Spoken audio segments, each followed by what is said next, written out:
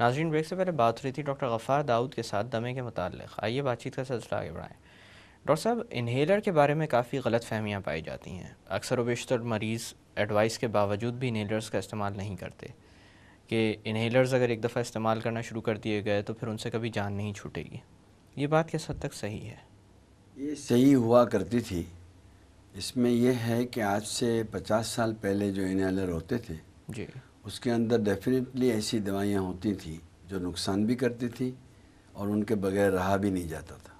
جی اب جو انہیلر بنے ہیں اگلے 20 سال سے، وہ انہیلرز ایسے ہیں جس سے آپ کو کسی قسم کا نقصان نہیں ہوگا. انہیلر کو آپ دو میں تقسیم کر دیں. ایک انہیلر وہ ہوتا ہے جو سانس شروع ہو جائے اس وقت لینا اٹیک میں ہوتا ہے. لیتے ہیں. جی ہاں. جی ایک انہیلر وہ ہوتا ہے جو سانس کو روکتا ہے. جی جو ریگولرلی آپ جی، لیتے رہتے ہیں. جو سانس کے وقت انہیلر لیا جاتا ہے وہ انہیلر آپ کی دل کی رفتار کو تھوڑی دیر تک بڑھا دیتا ہے. جی اس سے آپ کہہ سکتے ہیں کہ نقصان ہو سکتا ہے لیکن بہت کم. میرے خیال سے سانس کی تکلیف کی وجہ سے زیادہ نقصان ہو سکتا ہے. That's right. اگر آپ نہیں لیتے ہیں وہ انہیلر تو آپ کو سانس سے زیادہ نقصان ہوگا، ہارٹ سے کم ہوگا.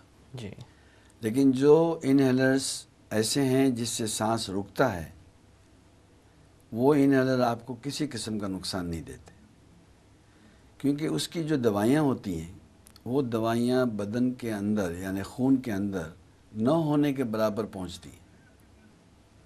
جب کوئی دوائی خون میں اتنے کم مقدار میں پہنچتی ہو وہ آپ کو نقصان کیسے دے سکتی؟ جی اس لاجک کے اوپر اگر ایک انسان کام کرے گا تو دوسروں کی باتیں نہیں سنے گا، صرف ڈاکٹر کی بات سنے گا.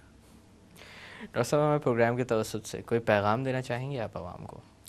پیغام یہ دینا چاہوں گا کہ کسی انسان کو بھی استھما اگر ہے اس انسان کو کسی کمتری میں محسوس نہیں کرنا چاہیے، کیونکہ اس کی زندگی پہ کوئی خاص اثر نہیں پڑے گا اگر وہ صحیح طرح سے اپنا علاج کرے گا.